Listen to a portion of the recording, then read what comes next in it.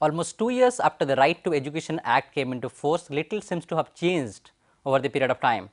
NGO Pratham has released a report that suggests that the education system at primary level remains flat over the last 2 years. We have with us Yamini Aiyer of Center for Policy Research to discuss about the learning outcome.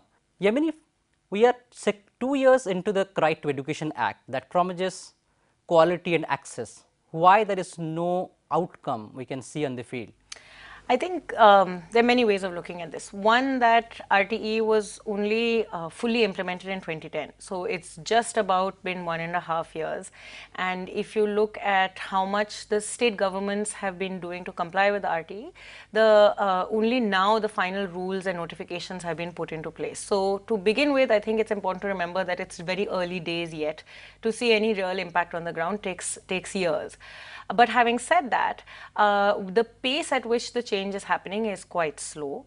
And I think there are 2 or 3 reasons for that. One is that the RTE, largely, if you look at the norms under the RTE, it focused mostly on closing the gap for infrastructure and input. So it's been focused on closing the gap for enrollments. If you see the numbers in today's ASER report, enrollment numbers have increased. We are almost touching 100%. Out of school children, particularly for girls, has seen a significant improvement as well of late. So to that extent, some amount of movement has happened. And the interesting thing is that it's happened because the whole focus of RTE for the last 2 years has been on improving enrollment numbers. The other aspect of RTE has been to improve infrastructure in schools. Now, improving infrastructure in schools is a long-term process. Money has gone, but it takes time for the entire infrastructure process of getting technical sanctions, junior engineer ka sanction, and so on and so forth. It's a long process. That process takes a few years, and so works on the ground have not started as fast as we would like. This is a consequence of governance deficiencies. You talk about the state center complexities. My second question is, the slow growth in right to education implementation, is it because of poor implementation? Is it because of financial mismanagement, or is it a governance issue between the state and the center? I think it's a combination of all things. It is largely a governance issue, and it's a governance issue which both the center and the state are hiding behind. So the center says it's the state's fault, but really the center holds the purse strings. If you see the way education is being financed, increasingly Sarva Shiksha Abhiyan is the main financer for elementary education. Sarva Shiksha Abhiyan is a vehicle for RTE. If you see how Sarva Shiksha Abhiyan planning is done, ultimately the decision-making role is held at the central government. Yet the central government says, and we heard Mr. Kapil Sibal today at the ASER launch saying that it's not the central government is doing whatever it can, it's the state governments that are not pushing. The state governments make exactly the same argument that ultimately we can't do our own schemes, we can't push our own programs because the central government imposes rules and guidelines on us. So this is a governance problem. It's a problem that comes from complicated questions around our federal structures. Added to this, if the RTE were to work the way the RTE is supposed to work, it says very clearly that the RTE has to implement a decentralized planning structure. School management committees are being created for it. It's supposed to go bottom up.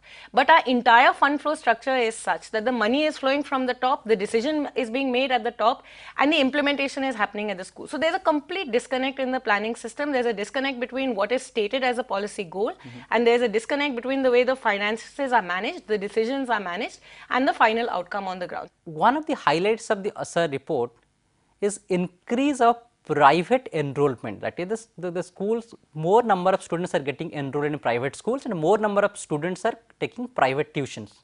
What does this signify? Does it mean that government has failed to provide quality education to the people at large?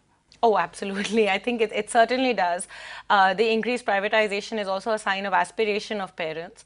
I think there are 2 or 3 interesting things there. One, that what we do need to look at further is whether this increased privatization is creating a gender divide. Because my own anecdotal experience, and this is not, there's no evidence for it, but whenever I travel, I see this.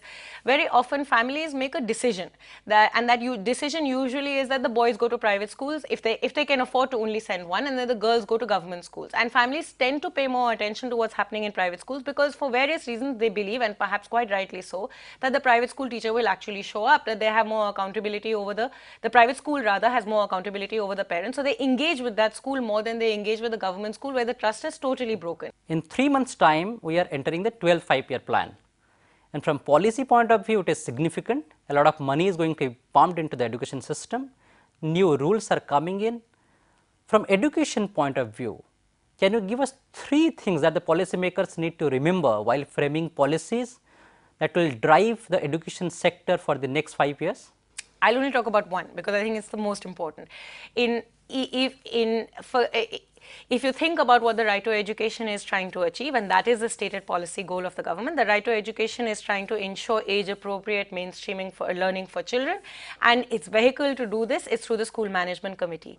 I think the 12th five-year plan is an opportunity to really rethink how to capacitate, empower, strengthen the School Management Committee to actually take full ownership and ensure accountability for the school.